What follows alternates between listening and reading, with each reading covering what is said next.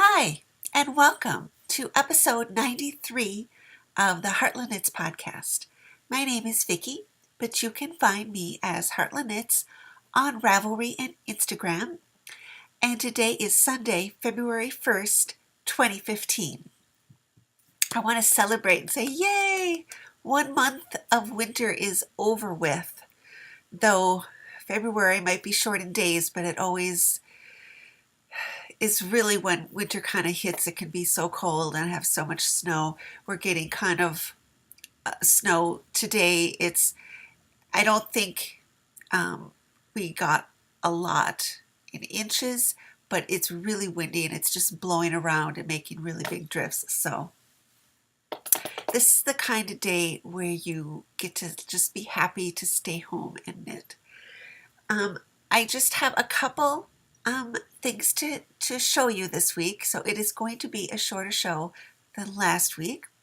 But I will start out like I usually do with what has been on my needles. And I have one old thing and one new thing. So I guess I'll start with the old thing. And this is what I showed you that I cut apart my owl sweater so that I could reknit the body of it without any kind of the waist shaping or any kind of the side shaping or anything. Just plain knit a tube. So I went down till I had about like 4 inches maybe on the body, and I am slowly reknitting it. So this is as far as I've gotten. I think you can almost see kind of where I started reknitting because that was blocked and this hasn't been. So just that much. This yarn is Quince & Co. Puffin in this really pretty Belize. It's called Belize, this kind of aqua color. And I'm knitting it on size 10 3/4 needles. So that's kind of what is making me really feel like not kind of devoting myself to this project, because I am just not the big needle person. It's not the most enjoyable thing for me to knit. But I cut the sweater apart. I'm going to reknit it. This is the yarn that I have to reknit. I had spit spliced all the skeins together. So when I pull them apart, the splicing held. So it's just in this great big skein. So I'm pulling from the outside, and I kept, I would look over. The skein was sitting on the floor, and I'd look over, and it hasn't moved at all. So I think what I just have to do is, kind of maybe like an inch, like an hour a day or something to just knit on this, and then go on to maybe a little more fun projects.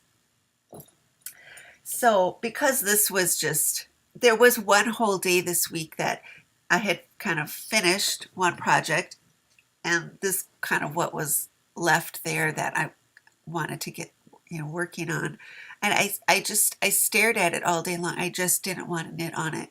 So that's why maybe if I set myself a time limit or something, but I needed something really fun to knit on. So I picked up a project that I think I showed you before Christmas, and then I just didn't get around to doing it. But I knit this tam a couple of years ago, and this is made out of Shetland Jameson Spindrift, which is 100% Shetland yarn. And I made this tam as part of a class with Janine Bages. And so we, for all the colors but this like minty green, we got full skeins of the Spindrift, which, for one little tam, you don't use up, nearly that much. So I was left sort of with the decision, do I want to do, and this class was all about kind of how to place colors within the pattern, the pattern motifs, so that they would look, effectively kind of shade and you wouldn't lose kind of one color. So I did some swatching with these colors, and you know, yeah, I had kind of four different combinations. You know, one was using kind of the light pink as, or the light rose as a background color, then with the other colors on top of it, and you know, they were all like four different combinations. So I, you know, had to decide, do I want to just use some of those other swatches to do like another tam, just to show kind of how different they would all look, and it would just kind of be an exercise, and you know, or do I want to do gloves to match the hat? And that's what I ended up deciding to do. And I picked this up yesterday, and it was so much fun knitting. First of all, it's so different than the big owl sweater because I get to use teeny little needles. So I'm doing this on size 1 needles, which is 2.25 millimeter. And this is just the cuff of what will be the glove. So I'm kind of just doing it, you know, expanded out how I did the ribbing on the hat, and just expanded it out to make it wider. And this is corrugated ribbing. So it is a 2x2. It's stranded, if I like show you inside of there. So the yarns are stranded. Corrugated ribbon is often used for Fair Isle stranded knitting, because then the whole thing is kind of doubled. You're doubling the stockinette portion, but then also the ribbing is doubled. And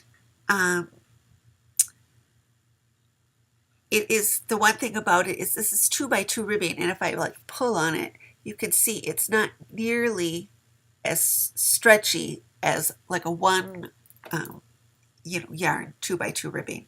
So you do have to take that into account when you're figuring out stitch counts.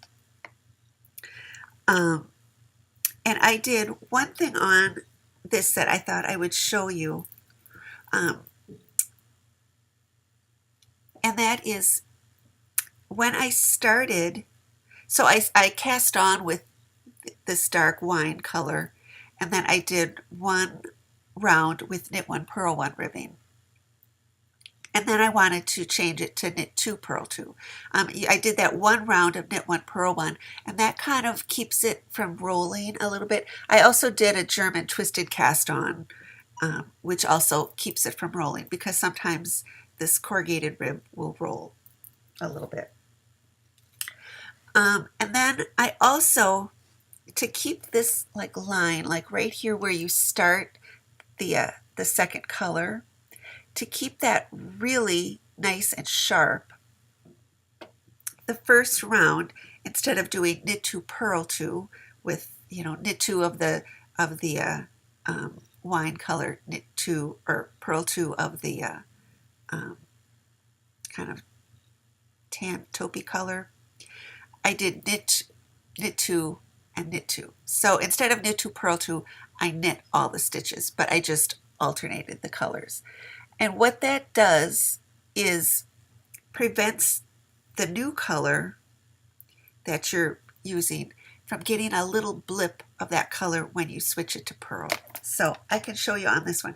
These gloves are kind of going to be based on this very old pair of gloves that I knit like maybe 15 years ago. And back then I didn't know this little trick. And I hope it's going to show, but you can see how it starts with the white is the cast on, and then you get that little blip of white up in that column of purl stitches. So that's what you're preventing when you do this, the first round as all knit stitches, when you're changing colors. So that when you're otherwise in that column of purl stitches, I would have gotten a little blip of the wine color. So it's just a little trick.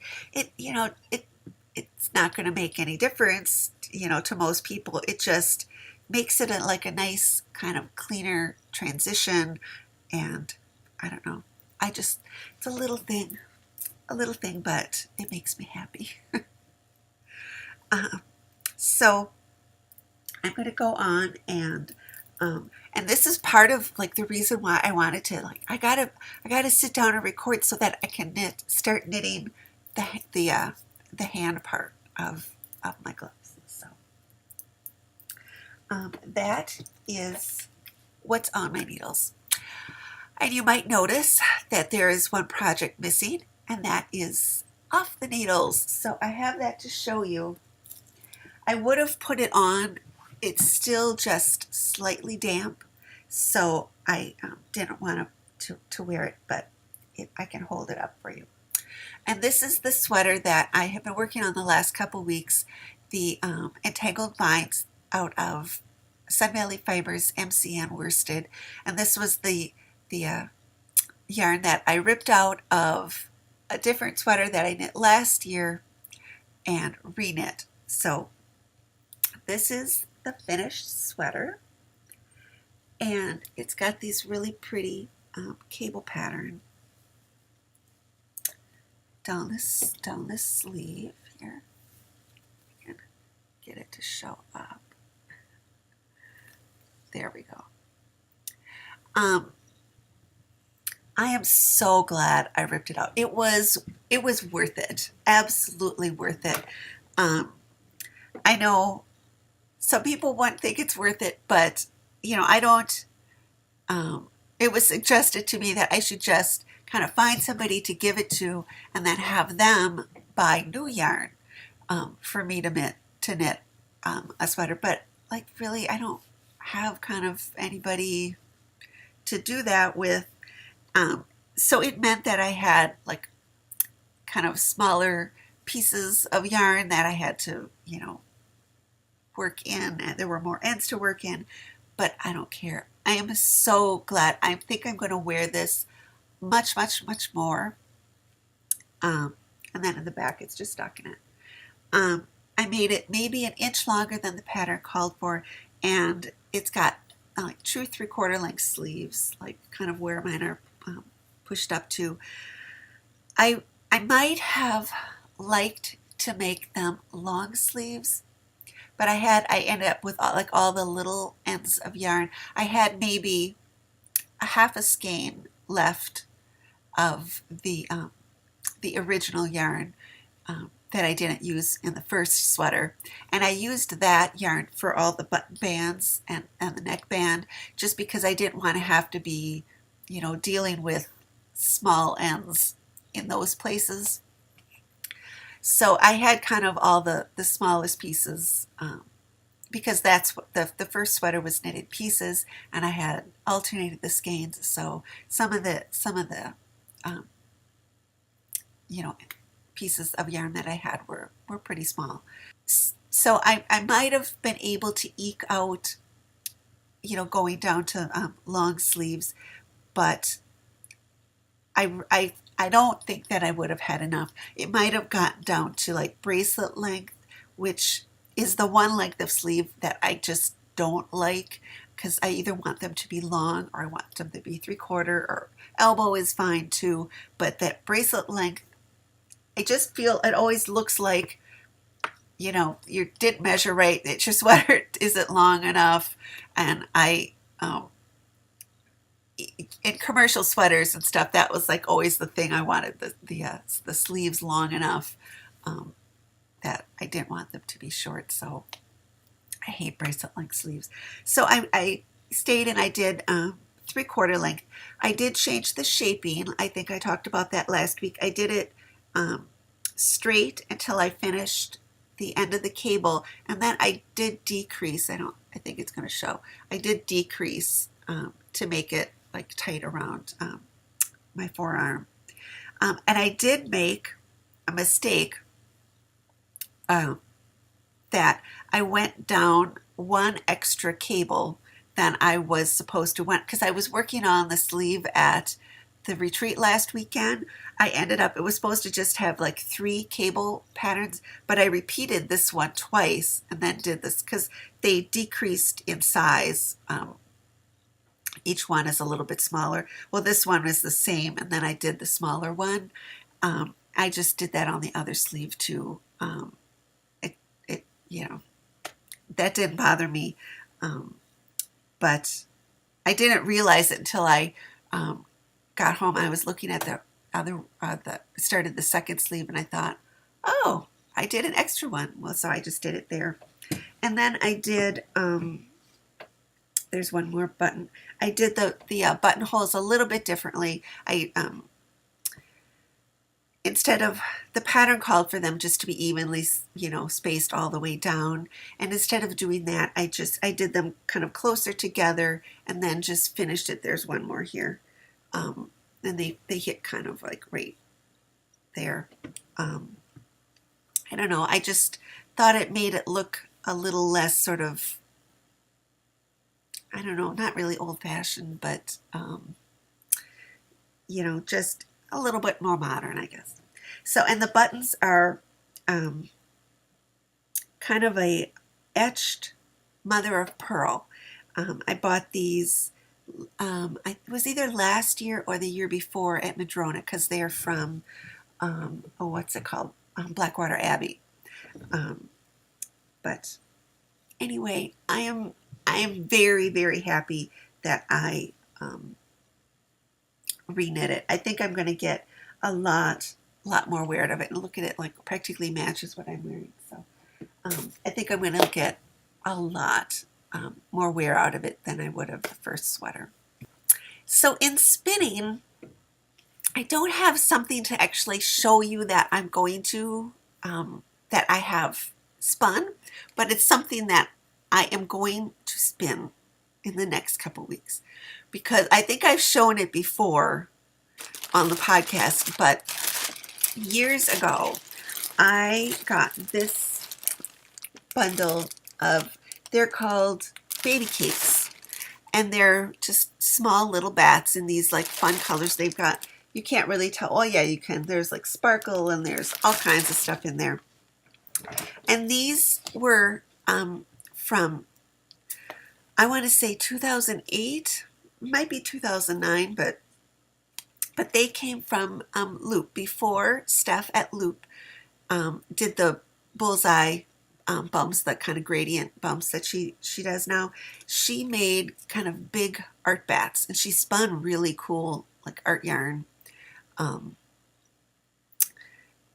And they were sold on Etsy, and so she'd have the big bats, and then sometimes she would do these little smaller ones that she called baby cakes, and they were hard to come by, but somehow I don't know, I decided I wanted to play with doing something, and they came with, so this was a Valentine's set that you could tell her, do I want pink and white or red and white or whatever, and then they came with this little envelope with these big hearts on there. So I want to do a fun skein using all these little baby cakes, and I want to put the big fat sequins in. I have a wild flyer for my Joy, which has a big jumbo bobbin, and it's got a not a delta orifice, but it's round, so it can handle like weird funky yarn and stuff to put in it. So I want to finally spin these. Every year I sort of take them out and think, oh, I should spin those for before Valentine's Day, and then I never do. So this year I want to. I got them out and kind of opened the bag and looked at them, and that sparkle stuff goes everywhere, so I have to like cover everything that I don't want to get sparkleized, or but hopefully I will have something of that to show you next week. And then in imaginating, I don't have something specific in mind. I just know that I want to start a knitting project that's red. Not specifically for Valentine's Day, more for Chinese New Year is on the 19th of February. So I thought it would be fun to have like a new red thing to wear for Chinese New Year. I have some Malintosh tart in the DK. I have enough for a sweater, so I don't know that I would want to do a sweater right away. And I also have some Tarte in the Madtosh lace, so I thought I could do a lace shawl in that. It would be different than I have my big red Fairwee shawl, but it's, Tarte's a little like darker. And then I also have this yarn, this red yarn, which is from the Grinny Gargoyle, and it's Cayenne. It's her Skinny Super Twist and Fingering. It's an MCN, but there's just 375 yards. It's a little bit of it's kind of like that color red, maybe. I only have one of them. I can't remember if I bought it at ZK, maybe the first year. I don't know if I had something specific in mind that I just bought one. It's 375 yards, so that's kind of small for a shawl, but I don't know. It's really soft. It's a really pretty red. And I have a bunch of yarn from the Grinny Gargoyle, and I've never knit with any of it, so I don't know. So anyway, this week I want to start something red. We'll see what that'll be. Okay, and then last things are show and tell. I just thought, because I had this out because of starting the mittens or the gloves. This is my kind of my original like pair that it's going to be kind of based on. I'm using numbers from them, and these I have worn since I knit these like in 2000, or no, in like maybe 1998, around there, maybe 97, 98. So they've been around a while. The fingers are getting a little thinned out and stuff, which is why I especially wanted to knit a new pair. Mittens and gloves are kind of like socks and shoes. If you have a lot of them, you don't have to wear them all the time, so they last longer. They tell you that with shoes, you should have lots of shoes so that you don't wear them out. So, because, I can like just sit and count stitches and figure this out and everything, but I knew back when I did these, I was keeping a knitting journal. So I thought I'd drag that out, and so I thought I'd show you too. So this is what I used back then. It's just a kind of like a journal.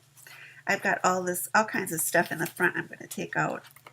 There were like things for like, sizing, for kids and stuff, and little inspiration things, and, tags from, yarn tags and things. So it makes it a lot thinner if I take all that stuff out. But in here I found the page where, so this was my page on these gloves. And so I have like my write-up of what I did, how many stitches I used and stuff. And then I have all the charts that I used. These were hand-drawn. They're like with colored pencils and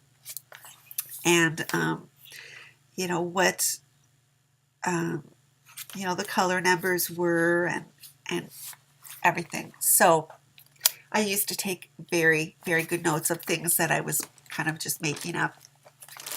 A lot of them have, there's like pictures of things, and this was back before digital cameras, so a lot of times I had like little swatches attached.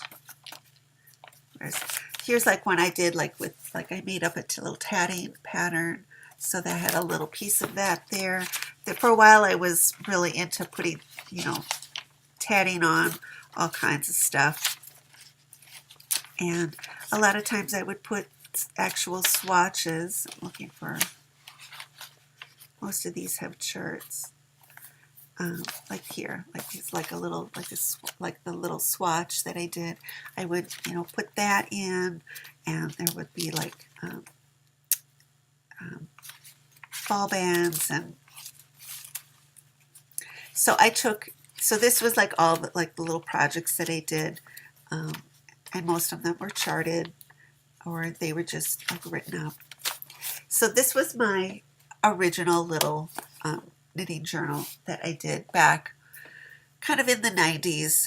And then I kind of got away from doing that. And so then maybe 10 years ago, maybe not even that, I started a new journal, and I got one of these. It says a knitter's journal, and these are done by Schoolhouse Press. Kind of put these together. Kind of back in the early 2000s, I think a bunch of people were doing like specific knitting journals, like, you know, ways to. This was before Ravelry and stuff, but I really liked these. I'm trying to find a page because this has like graph paper on one side and then lined paper on the other, so you wouldn't have to like draw all the different little graphs and things yourself, but you could still draw things in, and there's like a lot of like little things. Then there's like plain pages so that you could draw, you know, sketch something, or and then there's like little illustrations from the Schoolhouse Press, and little you know, quotes from Elizabeth and things. So this is not like totally filled in, but it is you know, one that I pull out when I want to do, like, figure out something and sketch and keep track of it. It's a way to keep track of it. This one has a bunch of stuff in the front of it too, a little like sketches and you know, inspirations and things. So those are my two like little knitting journals that I work with. And then the other thing, just the last thing that I wanted to talk to you about was, because this is the sign-up week for knitting camp that I usually go to, Meg Swanson's knitting camp that happens in July. And a lot of times people ask me questions about camp, and so I thought I would just kind of tell you kind of what people usually ask me about. This is kind of my own opinion. You know, nobody's ever said, you know, this is how it is, or this is just kind of my own personal view. But there are 4 sessions of knitting camp. They all kind of concentrate on Elizabeth Zimmerman. So if you don't really like the Elizabeth Zimmerman kind of method and way of doing things, that's probably not the retreat for you. There are so many great retreats now, but there are 4 sessions, and they, you know, go one, you know, they're like camp 1, 2, 2.75, and 3. They alternate. They're all in July. They run from a Thursday to like a Monday morning, and I think they alternate. It goes 1, 2.75, 2, and then 3. The difference in them, it really doesn't have to do with knitting skill or ability or any of those things. What I usually tell people is, if they're interested in attending, that if they've not had a class with Meg, that they should try to go to camps 1 or 2. Not because they're not a good enough knitter to go to the other ones, or you know, it's a special club, or you know, or anything. Just that in camps 1 and 2, just how they're laid out. So all the camps in the afternoon, you do show and tell. You don't have to do show and tell if you don't want to, but I think all of them do it in the afternoon. And then in camps 1 and 2 in the morning, Meg kind of teaches. So she goes through like EPS or stranding and steeking and you know, all different things. It's not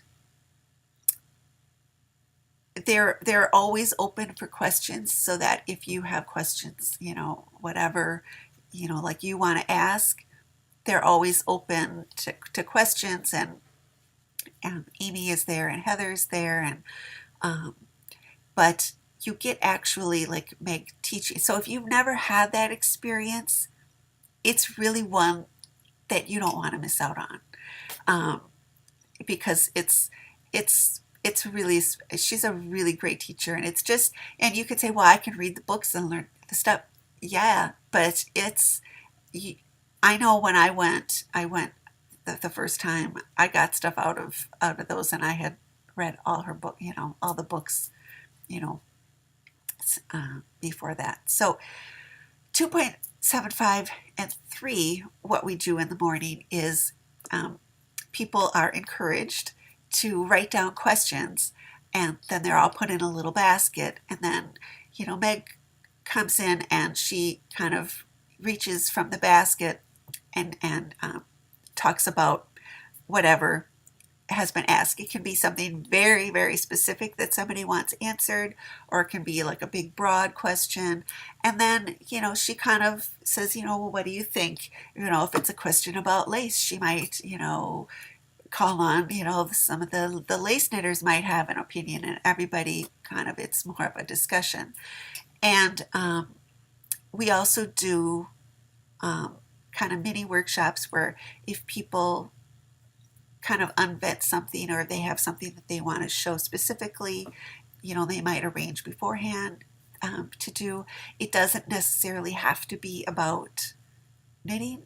Last summer we had, one was on Zentangle, one was on, one lady read a letter that she had written to her daughters. She had gone through a cancer thing, and it was like the letter that she wrote to her daughters, because you never, like, of the experience. So it was, a really touching thing. So it's not necessarily about that, they don't have to necessarily be about knitting. But anyway, that's why I tell people, if they've never gone before, to go to one or two, just because um, you get more of Meg there. So it's a wonderful experience. It's different in like some of the other retreats. And I mean, I've not been to like all the retreats there are, but I've been to yarn shop ones. I've been to CK. I've been to like Big Stitches and things. It's different, and like the thaw last weekend. It's different. I mean, it's a smaller group of people. There's like 60 people, so that's still a lot. But because we have that sort of shared experience during the day, and then at night, you come back to the room or not, or like sit and knit somewhere, whatever you want to do. But because you have that shared experience, it's a little bit of a different feel than like some of the other retreats that, some people go off and do a class over there and stuff. Those are fun too. It's just a little bit different. So anyway, that is just my like little opinion. If you are interested, this is sign up week. So I have signed up already. I am not waiting and betting that they would let me in 2 weeks before it started like they did last year. That was really, really, I think that was the defining moment of last year, was getting into camp at short notice like that. I will never forget that. So anyway, I guess I talked longer than I thought I was going to, or felt that I had stuff for, but I hope you all have a really great week, and don't let the winter get you down. I'm feeling like, oh, it's February, yay! But I know February is going to really drag, because this is the first year in quite a few that I'm not going to Madrona. So I don't have that kind of middle of the month, like, anticipation of getting there, and then you get home and it's like February's almost over. So I think it's gonna go like be longer. So hopefully it won't be too bad. We'll see. Anyway, I hope you all have a really good week, and until I see you again, from my heart to yours, happy knitting.